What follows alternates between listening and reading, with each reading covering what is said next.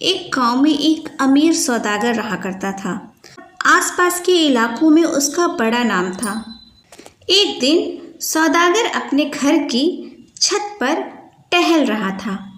तभी उसकी नज़र थोड़ी ही दूर दूसरे घर की छत पर पड़ी, जहां एक बहुत ही खूबसूरत औरत कपड़े सुखा रही थी। उसी समय सौदागर ने अपनी एक नौकरानी को बुलाकर पूछा कि यह कौन है। नौकरानी ने बताया, जी यह आपके नौकर जसवंत की बीबी है। सौदागर के दिमाग पर उस औरत का नशा छा गया। रात दिन वह उस औरत के बारे में सोचने लगा। फिर एक दिन सौदागर ने अपने नौकर जसवंत को बुलाया और कहा, जसवंत, हमारा एक काम है। मैं तुम्हें एक खत देता हूँ। इसे पास के शहर में मेरे मित्र को दे आओ और उससे इस खत का जवाब भी लेते आना। जसवंत खत लेकर अपने घर चला गया। घर जाकर उसने अपनी बीबी से सुबह जाने की बात कही और रास्ते में खाने पीने का सामान बनाने को कहा। उसके बाद जसवंत ने अपने तकिए के नीचे वह खत रखकर सो गया। सुबह उठकर स्नानादि करने के बाद वह अपनी मंजिल की तरफ चल पड़ा।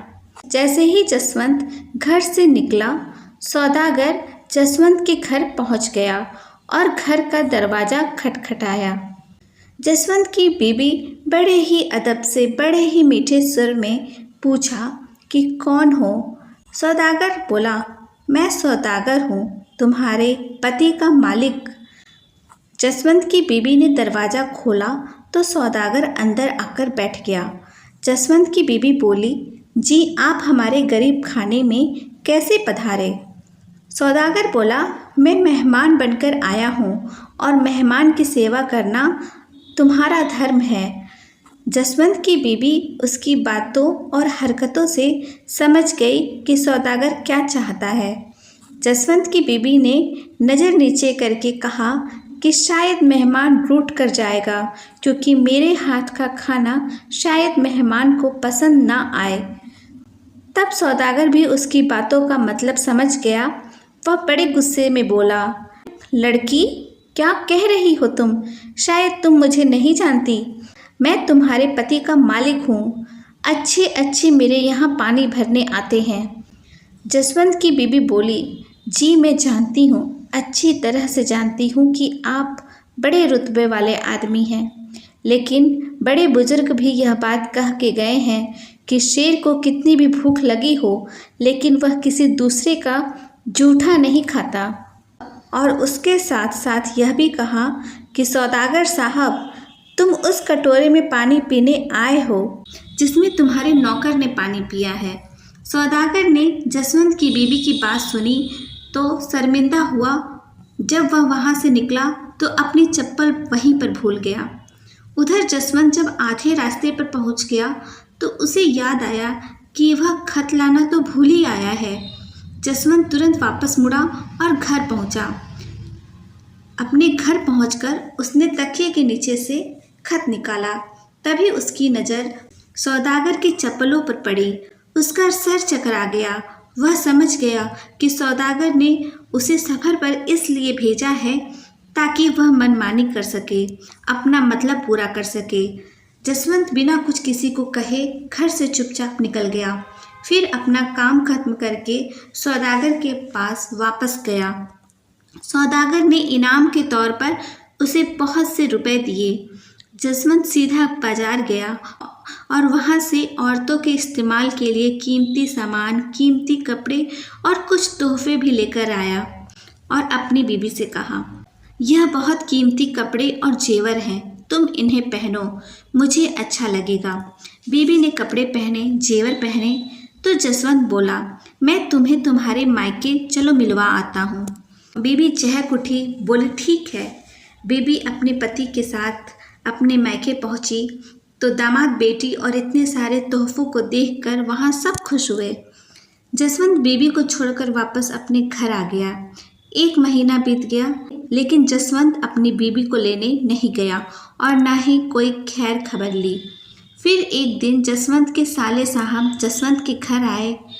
जसवंत से पूछा कि जीजा जी, आप तो हमारी बहन को छोड़कर वहाँ भूल आए हो। क्या आप हमारी बहन से गुस्सा हो? अगर गुस्सा हो तो उसकी वजह बताओ, वरना हम पंचायत बैठाएंगे। तब जसवंत ने कहा, अगर तुम यही चाहते हो तो यही सही। जसवंत और उसके साले साहब सरपंच के घर पहुँचे। वहाँ पता चला कि सरपंच तो सौदागर के घर गया है। तब जसवंत और उसका साला वहीं पहुँच गए। फिर साले साहब ने सबको नमस्कार करके अपनी बात कहने शुरू की।